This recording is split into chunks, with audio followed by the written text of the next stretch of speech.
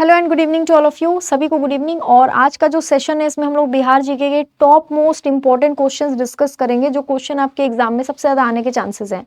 Bihar police constable का paper तो हो गया है, लेकिन परिचारी का पेपर अब आ गया है, बिहार सीजीएल का नोटिफिकेशन आ गया है। मतलब कि अब आपके बिहार में एग्जाम्स की कोई कमी नहीं है, बस आपको तैयारी जारी रखनी है। आप अगर तैयारी नहीं करते हैं तो फिर दिक्कत वाली बात है, क्योंकि इसके बाद चुनाव होने हैं और चुनाव के बाद में मुझे नहीं पता कि 5 साल में क्या होगा। अभी ही समय है इस साल, है ना। नोटिफिकेशन पे नोटिफिकेशन आ रहे हैं, एग्जाम पे एग्जाम होंगे। जल्दी से जल्दी सिलेक्शन लेके एक नौकरी पक्की कर लो, जिंदगी सेट हो जाएगी। ठीक है, तो सबसे पहले हम लोग पहला क्वेश्चन देख लेते हैं।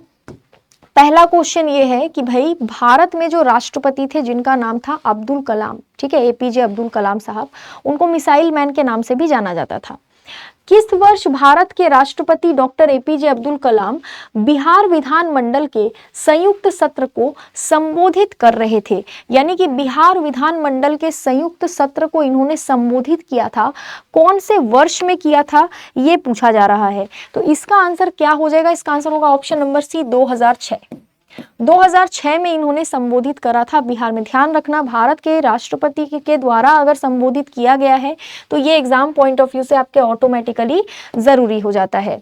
नेक्स्ट क्वेश्चन देखो, हमारे बिहार में जो नालंदा विश्वविद्यालय है, उस नालंदा विश्वविद्यालय का तो भाई क्या कहते हैं, बहुत ज्यादा नाम है, आपको पता है। कुमार गुप्त प्रथम ने इस नालंदा विश्वविद्यालय को बनाया था, ये तो हमें मालूम ही है।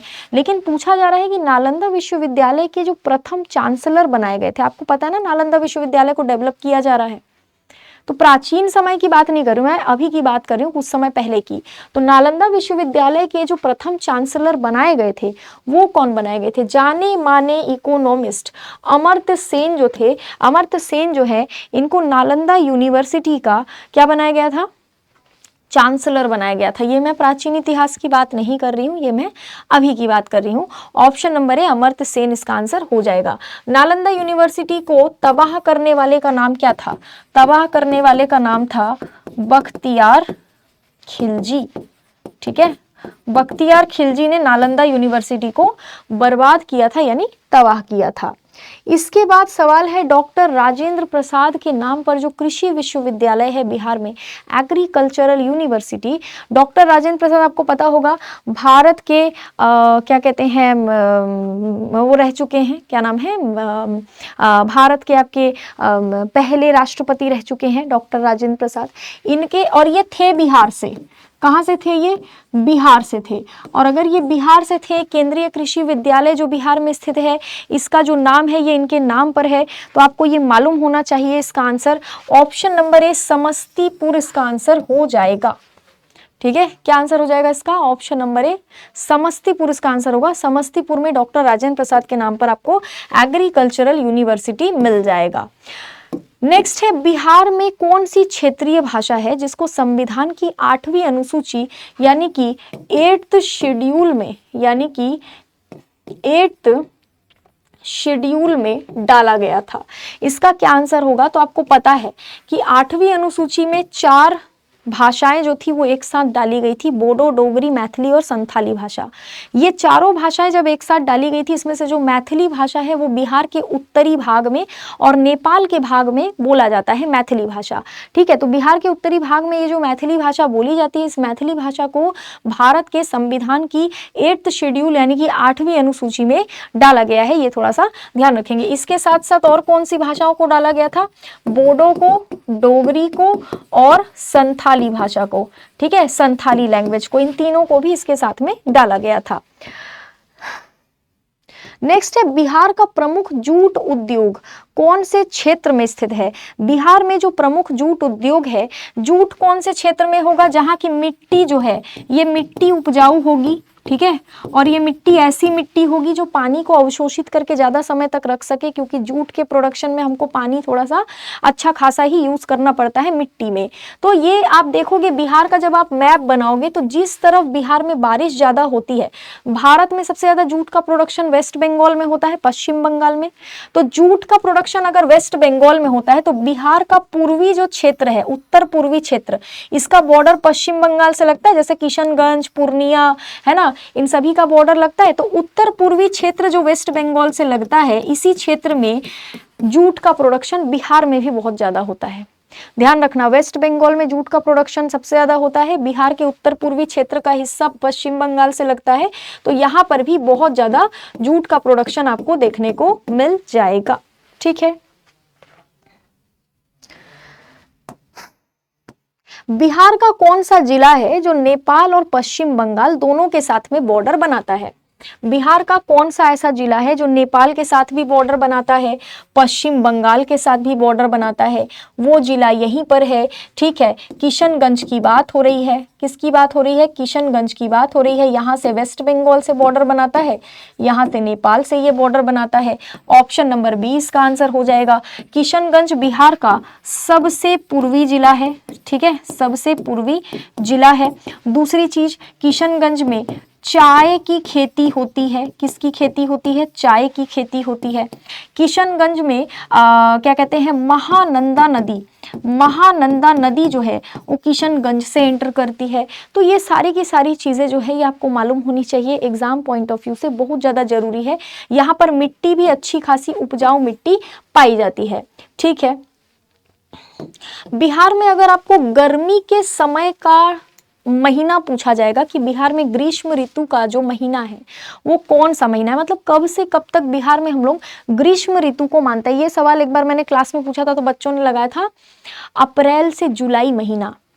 भाई मार्च में गर्मी शुरू हो जाती है, जून महीने तक भयानक गर्मी पड़ती है, जुलाई में तो मॉनसून आ जाता है ना, जुलाई में तो मॉनसून आ जाता है नॉर्दर्न इंडिया में, तो जुलाई का महीना इंक्लूड हम नहीं करेंगे। हम मार्च महीने से जून महीने तक मान के चलेंगे कि गर्मी जो है वो बिहार में रहती है। ठीक है क्या? नेक्स्ट देखो, रिहंद नदी इनमें से किसकी सहायक नदी है?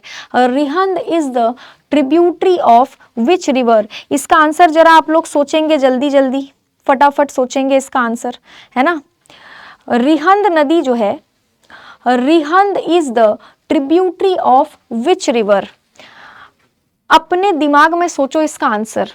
ठीक है, किसका ट्रिब्यूटरी है ये बिहार में एक नदी आती है, सोन नदी, ये मध्य प्रदेश से आती है। कहां से आती है ये? मध्य प्रदेश से, मध्य प्रदेश से आती है और गंगा नदी से आकर के ये बिहार में मिल जाती है। तो रिहंद नदी जो है वो इसी की ट्रिब्यूटरी है, सोन नदी की। ठीक है, यमुना नदी की एक ट्रिब्यूटरी है, वो भी मध्य प्रदेश से निकलती है, वो है चंबल नदी। चंबल नदी जो है ये यमुना नदी की ट्रिब्यूटरी है, ये भी कहां से निकलती है? मध्य प्रदेश से निकलती है। ठीक है क्या? नेक्स्ट देखो, इनमें से कौन सी नदी है जो बिहार के सबसे पूर्व में प्रवाहित होती है, यानी बहती है? जैसे ये पूरा बिहार है ना, ये है उत्तर, ये है दक्षिण, ये है पूर्व, ये है पश्चिम। सबसे पूर्व में यानी कि यहां पर बहती है, यहां पर ये महानंदा नदी है। बिहार के सबसे पूर्व में जो है महानंदा रिवर बहती है। महानंदा रिवर आकर के फिर गंगा नदी से मिल जाती है। ये किशनगंज में एंटर करती है, नेपाल वाले एरिया से बिहार में जब महानंदा रिवर एंटर करती है तो सबसे पहले किशनगंज में एंटर करती है। याद रखना है, इसको बिल्कुल नहीं भूलना है, एग्जाम में बिल्कुल पूछा जा सकता है। ठीक है क्या? समझ गए? चलो नेक्स्ट देखो, बिहार में जो सबसे छोटी प्रशासनिक इकाई है वो कौन सी है? सबसे छोटी प्रशासनिक इकाई बिहार में कौन सी मानी जाती है? ग्राम पंचायत। इनमें से पूछा जाएगा तो, है ना, ऑप्शन नंबर सी ग्राम पंचायत। इनमें से पूछा जाएगा तो क्या आंसर होगा उसका? ग्राम पंचायत इसका आंसर होगा। ठीक है, बिहार की विधानसभा में अनुसूचित जाति के लिए जो आरक्षित सीटें हैं उसकी संख्या कितनी है? अनुसूचित जाति के लिए आरक्षित सीटों की संख्या बिहार में अगर पूछा जाएगा कितनी है तो कितनी लगाओगे? बताओ। 38 जो है यहाँ पर बिहार में आरक्षित सीटों की संख्या है। किसके लिए? शेड्यूल्ड कास्ट के लिए। ठीक है क्या? काफ़ी सारे क्वेश्चंस हमने डिस्कस कर लिए हैं, फटाफट से देख लो। टेलीग्राम चैनल का नाम है current affair by Jayashree ma'am. Current affair by Jayashree ma'am नाम के टेलीग्राम चैनल को आपको ज्वाइन करना है। उसमें आपको पीडीएफ वगैरह, नोट्स वगैरह सारी चीज़ें और मेरी क्लासेस की टाइमिंग पता चल जाएगी। ये है बिहार महापैक के बारे में। तो बिहार के किसी भी एग्जाम की अगर आप तैयारी कर रहे हो तो आप बिहार महापैक नाम का एक कोर्स लेकर सारे एग्जाम की तैयारी कर सकते हो। बिहार में 6 महीने की वैलिडिटी के साथ भी है, 1 साल की वैलिडिटी के साथ भी है और 2 साल की वैलिडिटी के साथ भी बिहार महापैक अवेलेबल है आपके लिए, ठीक है। और मेरी क्लासेस की टाइमिंग है सुबह 8 बजे से 9 बजे तक करेंट अफेयर की क्लास, जो आपको डेली अटेंड करना है। दूसरी क्लास होती है दोपहर के 1 बजे से 2 बजे तक बिहार जीके की क्लास, और तीसरी क्लास मेरी होती है शाम के 5 बजे से 6 बजे तक। ये सभी क्लासेस आपको अटेंड करनी है। मिलते हैं हम अगले सेशन में। Have a very very very good day to all of you. Thank you so much.